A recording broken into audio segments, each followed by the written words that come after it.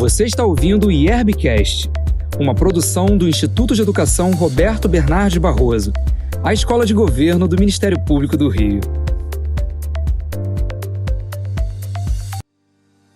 Bem-vindos ao IERBcast.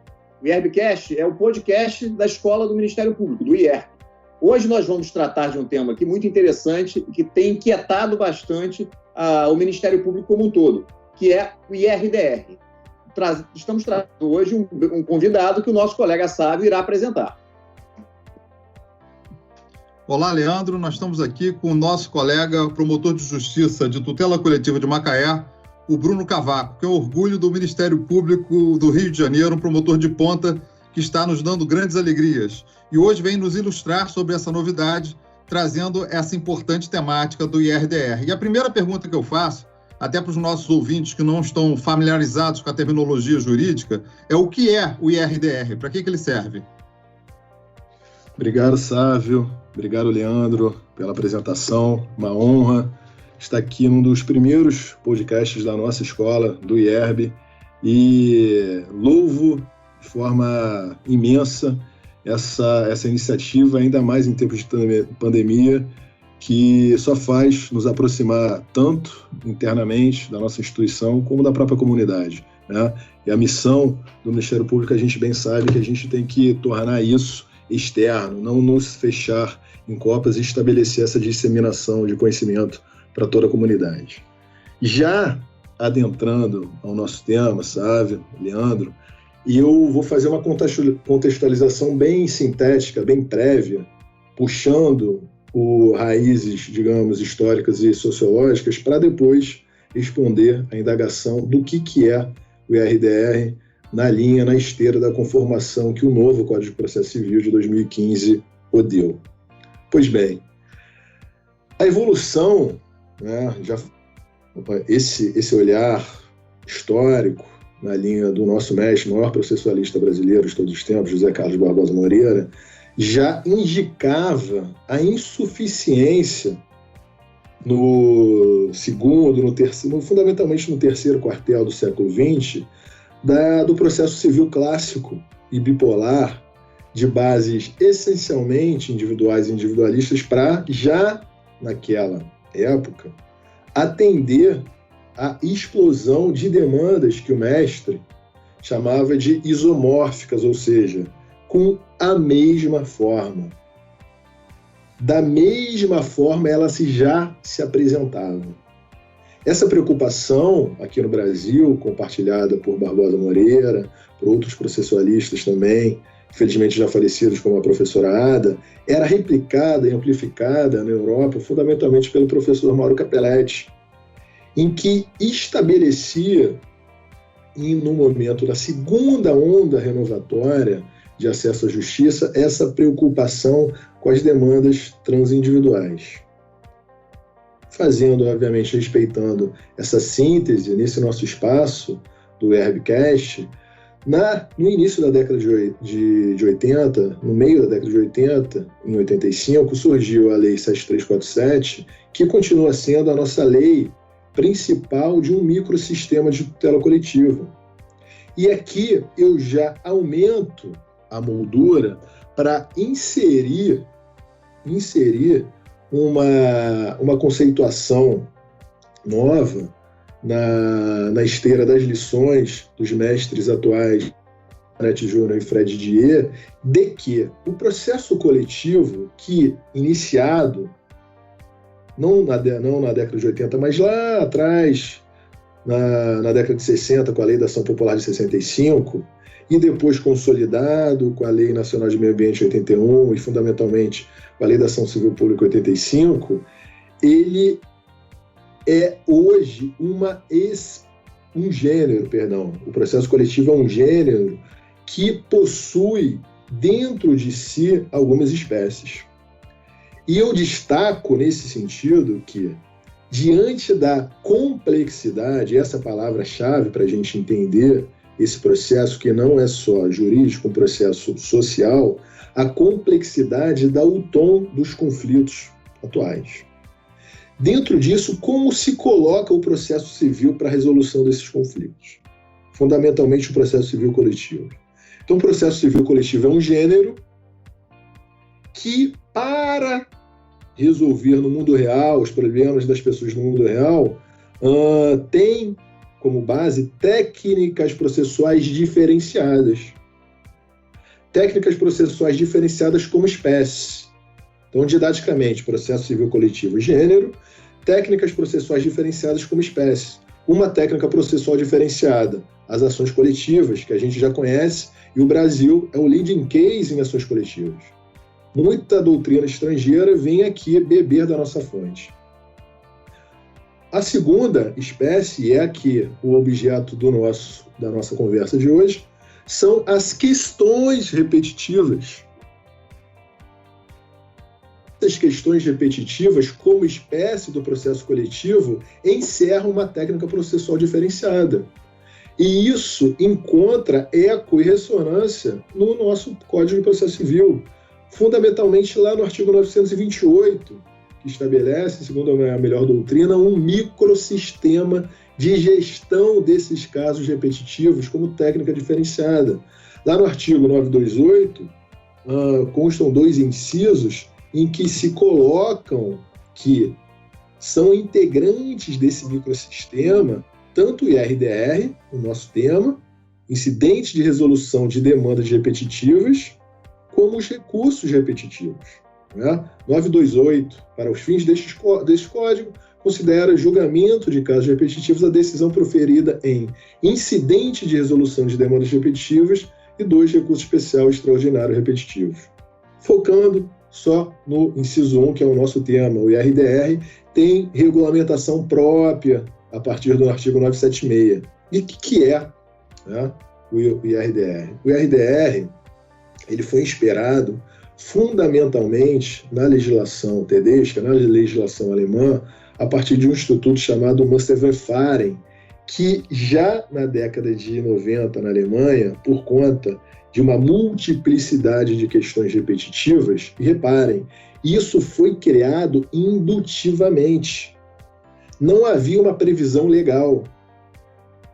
Essa previsão legal, ela foi uma chancela judicial que depois dessa construção, ela adquiriu o status normativo de lei.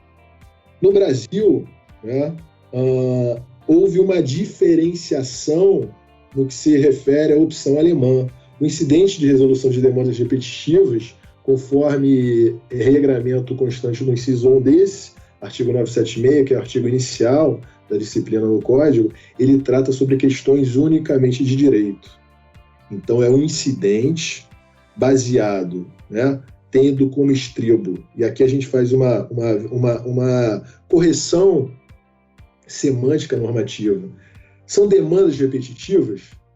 Não são demandas repetitivas no rigor técnico do termo, são questões repetitivas que podem surgir dentro de uma mesma demanda. Demandas repetitivas, obviamente sabemos, desde os bancos escolares, que são, né, a hipótese que geradora de litispendência, não são bem demandas repetitivas, são questões repetitivas, fundamentalmente lastreadas em direitos individuais homogêneos, que se mostram que se repetem dentro de processos distintos. Como característica base, inciso 1, efetiva repetição de processos que contenham controvérsia sobre a mesma questão unicamente de direito. É possível que uma questão seja unicamente de direito? Há uma polêmica grande na doutrina sobre se seria possível distinguir o que seria questão de direito ou questão de fato. Tanto é assim que na Alemanha, o Instituto, o Musterverfahren, possibilita que haja o debate, haja um tratamento litigioso também sobre questões de fato. Depois eu falo um pouquinho sobre se é possível, em outro instituto, a gente tratar dessa litigiosidade repetitiva quando os fatos são repetitivos. Mas por expressa previsão legal, em relação ao IRDR, isso não é possível. O IRDR tem como base unicamente questões de direito. Além disso, pessoal, é importante falar que no inciso 2, e isso é uma base ontológica do IRDR, que ele se destina a dissipar riscos à ofensa, né? Riscos de ofensa à isonomia e segurança jurídica. Isso foi uma das bases fundamentais e realísticas do IRDR. O sistema, o ordenamento jurídico, ele não convive, e aqui a gente faz uma ponte, um diálogo com o artigo 926, em que fomenta que os tribunais observem coerência, integridade e estabilidade à sua jurisprudência, que o meu vizinho que leve para o judiciário uma mesmíssima questão que eu leve, tenha um tratamento e eu tenha outra. Fundamentalmente porque ele foi, né, sorteado para a primeira vara civil de Niterói e eu pela segunda vara civil. Então, em linhas gerais, o IRDR é um incidente dentro de uma técnica processual diferenciada, estabelecida lá no artigo 928, o microsistema de gestão de casos repetitivos, que, por sua vez, é uma espécie do processo coletivo brasileiro. E só para já finalizar, ele carrega consigo, isso é um objeto de uma polêmica que em outro momento a gente pode destacar, que iríamos precisar de mais tempo, ele carrega consigo um procedimento de cisão cognitiva, ou seja, haverá pelo tribunal o julgamento de uma tese jurídica que depois irá ser incorporada a tantos casos concretos verificáveis a partir daquela tese jurídica. Então, em relação à primeira pergunta, sabe, Leandro, essas eram as linhas gerais que eu queria destacar, sem prejuízo, né, de encontros posteriores do nosso IRBcast, a gente aprofundar mais polêmicas subjacentes. Ô Bruno, dentro dessa linha mesmo que a gente estava conversando, eu vou te fazer até duas perguntas agora. Sim, o IRDR tem o objetivo de diminuir o número de processos, para o ouvinte entender bem isso, tem o objetivo de diminuir o número de processos que tramitam no judiciário? E uma segunda pergunta, onde o Ministério Público poderia entrar? Qual a ajuda que o Ministério Público poderia dar nesse processo inteiro? Perfeito, Leandro. Em relação ao primeiro questionamento, a gente tem que verificar, né, e isso é um dado corrente, de que estamos assoberbados a gargalos jurisdicionais que impedem a tempestividade da resposta jurisdicional, e a gente precisa verticalizar esse questionamento. A gente bem sabe, né, e com 1 milhão de processos, eventualmente, a cada dois indivíduos brasileiros litiga, a gente não pode olvidar de como o poder público, como um todo, a União, o Estado e os estados e municípios, utilizam o judiciário para fins de rolagem de dívidas, para fins de perpetuação de discussões em que, num plano maior, numa moldura maior de resolução de conflitos e de se estabelecer fomentos à desjudicialização, Estado, porque é justamente isso, dar razão a quem tem razão não é uma tarefa exclusiva do judiciário. O direito é muito mais do que o direito produzido no judiciário. Então, eu colocaria como premissa o alargamento da nossa noção de jurisdição. O direito não é só aquele produzido dentro das amarras estatais.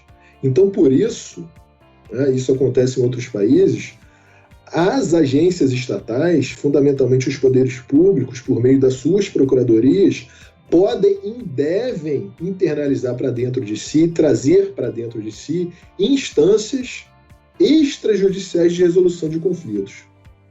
A partir dessa conformação, sem dúvida nenhuma, a gente consegue ter uma visão mais adequada se esses milhões de processos realmente representam, digamos, uma visão nociva do nosso gargalo. Mas fato é, Leandro, que diante da própria característica de não penso que não seja um objetivo primordial. O objetivo primordial é evitar uma insegurança jurídica, né? Que o sistema não se coaduna com isso.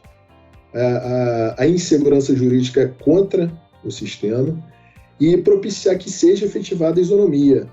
A redução do número de processos, dessa inflação, digamos, de litigiosidade, que ela precisa ser colocada nos seus devidos lugares, fundamentalmente considerando que 50% dessas demandas são representadas por execuções fiscais, por demandas envolvendo o poder público. Penso que a redução do número de processos seria uma consequência, ela não seria uma causa, um objetivo primordial. Passando para o segundo ponto, o Ministério Público, como eu destaquei no meu primeiro momento, na minha primeira fala, a gente está diante de um processo coletivo. Repito, o IRDR se insere numa espécie dentro do gênero processo coletivo brasileiro. O IRDR faz parte do microsistema de gestão de casos repetitivos. E, por conta disso, o Ministério Público é se não o principal ator para fins de estabelecimento, inclusive, e a gente vai falar mais um pouquinho sobre isso já mais para frente. O espaço do Ministério Público é um espaço adequado para que a gente leve teses que incorporem interesses públicos primários. A gente não está restrito a levar teses jurídicas por meio de RDR, de recursos repetitivos, que sejam teses institucionais, muito pelo contrário. O Ministério Público tem uma função de redefinidor, essa é a palavra, de redefinidor de assimetrias e de pontos cegos que as ações coletivas, nesse gênero maior, deixavam. Não que as ações coletivas tiveram insucesso no processo coletivo brasileiro, muito pelo contrário.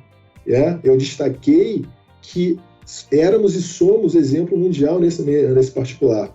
Mas, por óbvio, há gargalos e alguns pontos cegos nas ações coletivas e que, por exatamente essa questão, as técnicas processuais diferenciadas e aqui o IRDR, ele poder se somar, né, e complementar a uma tutela mais adequada nesse plano transindividual. E eu destaco nesse sentido, Leandro, já me caminhando para o final em relação a essa pergunta, de que no parágrafo 2º desse mesmo artigo inicial do 976, a seguinte redação normativa: se não for o requerente, o Ministério Público intervirá obrigatoriamente no incidente e deverá assumir sua titularidade em caso de desistência ou de abandono do incidente. Esse artigo é fulcral para a participação do Ministério Público. Então, se não for o requerente, primeiro, o Ministério Público pode ser autor do IRDR. Caso não seja requerente, autor do IRDR, órgão agente, intervirá obrigatoriamente no incidente. Só o Ministério Público atuará como custos e iures, e IRDR como espécie, subespécie do gênero do processo coletivo. E, acaso haja o seu abandono por algum dos outros legitimados previstos lá no 977, o Ministério Público assumirá a sua titularidade do polo ativo do incidente nas hipóteses de desistência ou de abandono. Então, o papel do Ministério Público nessa nova conformação, nesse espaço de criação coletiva de teses jurídicas, é fundamental. E, nesse mesmo sentido, o Ministério Público deve se abrir e fomentar, e acho que isso é fundamental para que a gente consiga legitimar nossa atuação, e a gente bem sabe que, nesse momento atual de fraturas entre os poderes e de necessidade de reforço da nossa democracia, é cada vez mais necessário reforçar que o Ministério Público, que o Judiciário, que agentes não eleitos são fundamentalmente legítimos para exercer a sua função, né? Obedecem a uma lógica de legitimação contra-majoritária. E essa lógica contra-majoritária é alicerçada no respeito aos direitos fundamentais. E bem, o nosso mestre Luiz Roberto Barroso, que vai nos agraciar com a aula inaugural de hoje, bem disse, né, que a democracia é muito mais do que o princípio majoritário, eleitoral majoritário, e se conforma também com a observância dos direitos fundamentais. Eram esses os meus apontamentos nesse segundo questionamento, Leandro. Bruno, sensacional essa explanação. Eu queria te perguntar o seguinte: bom, dentro de tudo que foi dito por você, como é que fica o papel do promotor de justiça na comarca para o IRDR? Qual é o papel que o Ministério Público vai fazer na sua atividade comum para o fortalecimento dessa ferramenta? Perfeito, sabe? Essa é uma indagação basilar e que a gente ainda não tem resposta. Ontem a gente teve um evento, né, dentro da nossa escola, dentro do IERB, que eu tive a oportunidade de dividir a mesa com o brilhante Hermes Arete Júnior, nosso colega do MP do Espírito Santo. Eu fiz algumas ponderações e ele, né, concordou comigo ao final, de que a construção desse modelo procedimental vai ser a partir de critérios experimentais, de um erro e acerto. Não há dentro, e eu cito o artigo 977, que estabelece a legitimidade para instaurar o RDR, para iniciar a resposta ao seu questionamento, sabe? Fala o seguinte no 977, o pedido de instauração do incidente será dirigido ao presidente do tribunal. Ponto. 1. Pelo juiz ou relator, vírgula, por ofício. 2. Pelas partes, vírgula, por petição. 3. Pelo MP ou pela Defensoria Pública por petição. Então aqui eu já coloco algumas, já entrando na resposta, Ministério MP. O Ministério Público sempre vai estar inserido no inciso 3 do artigo 977 do Código de Processo Civil, ou quando o Ministério Público é parte, é órgão agente, por exemplo, de uma ação civil pública, de uma ação coletiva, ele, promotor de primeiro grau, poderia se utilizar dessa autorização normativa do inciso 2 do 977. Nessa conformação, sabe, a partir de uma resposta um tanto quanto assodada, né, um primeiro operador, o primeiro eleitor mais incauto poderia falar, não, doutor, né, essa autorização contida no inciso 2, pelas partes, autoriza que o membro do Ministério Público em primeiro grau, autor da ação civil pública, poderia propor o IRDR. Mas será que o inciso 3 ele não se, né, imiscui nesse caminho e denota alguma luz sobre a unidade institucional de que o Ministério Público deveria, a partir de uma visão moderna, e essa é uma das premissas que eu quero destacar com você, sabe, com você, Leandro, a partir de uma litigância estratégica subjacente ao RDR, essa forma de litigância não deveria ser conduzida pelo Ministério Público a partir de uma visão de unidade institucional. Essa é a minha premissa que eu vou verticalizar. Digo isso, sabe, fundamentalmente por alguns motivos. As ações coletivas, um dos seus pontos cegos, um dos seus gargalos, eram se possibilitar uma assimetria em relação mesmo ao Ministério Público e aos réus. Mesmo nas ações coletivas, né, quanto mais em relação às ações individuais, mesmo nas ações coletivas, havia algum fomento do ordenamento para que aquele réu, né, porque isso aqui não vai gerar um precedente contra mim, vai ser uma açãozinha lá nessa comarca que mesmo que ação coletiva, eu grande litigante como réu, eu não vou me importar com isso. Essa lógica no IRDR, porque o IRDR, e essa é uma outra premissa fundamental, nos termos de 927, inciso 3, ele gera um precedente obrigatório a partir da sua decisão. A decisão proferida em sede de RDR pelo Tribunal Local, pelo TJ ou pelo TRF, ele gera um precedente obrigatório.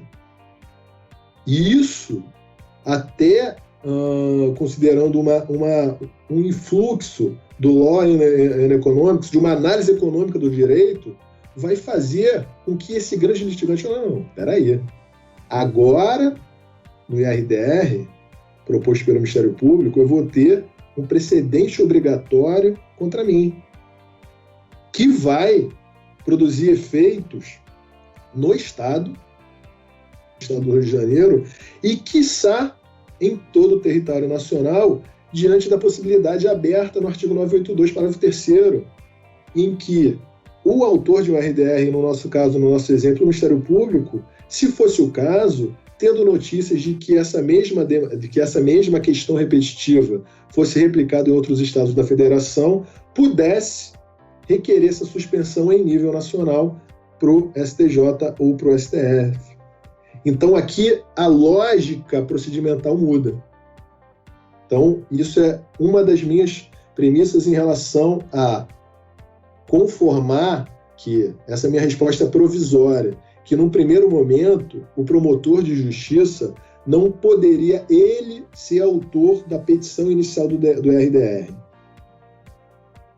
Ele deveria identificar essa repetibilidade dentro também de um cenário, isso é a nossa preocupação, e você como procurador de justiça sabe bem disso, sabe? E o procurador de justiça novo, que carrega muito da nossa luta de promotor de justiça e é um dos nossos faróis nessa necessária aproximação entre primeiro e segundo graus, de que a gente precisa fazer internamente o dever de casa e procurar uma atuação colaborativa para que esse promotor de justiça que identifica a repetibilidade, identifica a questão repetitiva, se comunique de forma ágil com algum setor de segundo grau, para que aí sim esse setor, inclusive considerando, né, historicamente, que o que oficia perante o tribunal, eu falo isso porque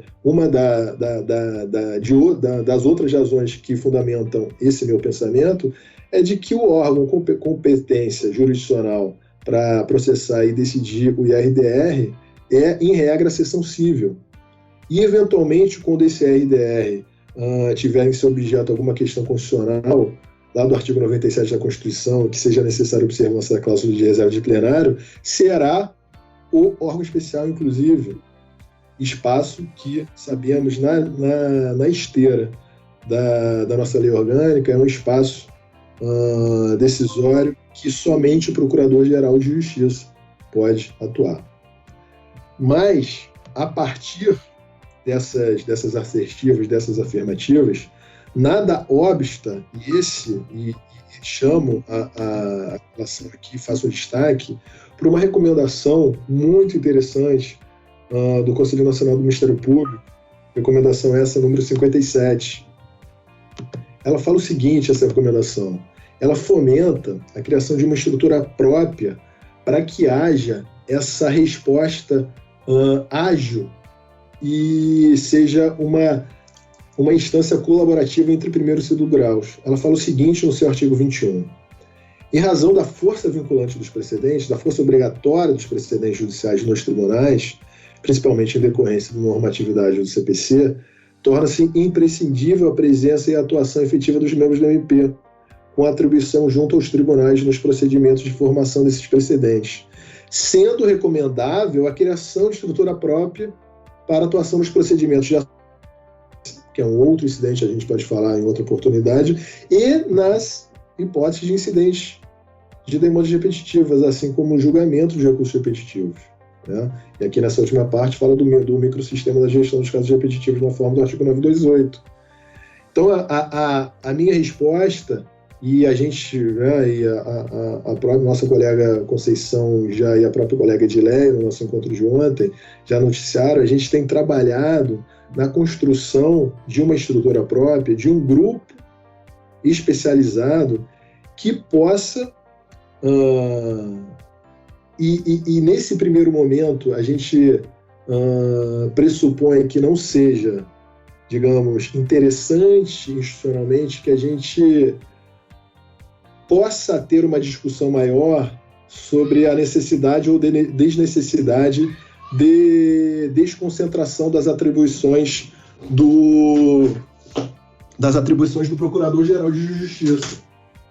Isso é uma discussão que a gente vai ter que enfrentar em algum momento por conta da vagueza dessas hipóteses lá do 39, da Lei Complementar 106, mas isso pode ser feito num outro momento. O importante, para a gente não perder mais tempo, considerando que o Código de Processo Civil já tem 4 anos de vigência e que a resposta do Ministério Público tem sido tímida no enfrentamento da litigiosidade repetitiva, na afirmação de um protagonismo que a gente espera do Ministério Público, né? Então, resposta nesse sentido de construção gradual, sabe? De construção gradual de um modelo processual experimental que tenho, né, esperanças de que ele dê certo, interna e externamente, mas não há uma resposta processual estática sobre isso, né? A base normativa é o artigo tal, o promotor pode, o promotor não pode. A gente não tem isso. O artigo 977 e a sua interface com as leis orgânicas do MP não dão essa resposta. E eu cito aqui, destaco, leis orgânicas do MP em sua parte processual, porque elas criam normas processuais. Então, para fins de conferir uma paridade, inclusive, de armas com os grandes litigantes, o Ministério Público pode e deve, instado pela Recomendação 57 do CNMP, e a gente já está fazendo esse dever de casa, se Deus quiser, daqui a pouco isso virá a lume, a criação de uma estrutura própria que pode contar com procuradores e promotores de justiça que exercerão essa atribuição perante o tribunal, seja perante o órgão especial, seja perante a seção civil, para deflagração e oficiar durante e até o julgamento final do IRDR. Bruno, muito bom a sua participação, muito explicativa do que o Ministério Público vai enfrentar agora no IRDR. Agradeço aos ouvintes por terem nos acompanhado. Só lembrando a todos que o nosso podcast fica acessível no SoundCloud, no site do IERB, no YouTube e no Spotify. Agradecemos a todos a audiência e desejamos a todos um bom dia.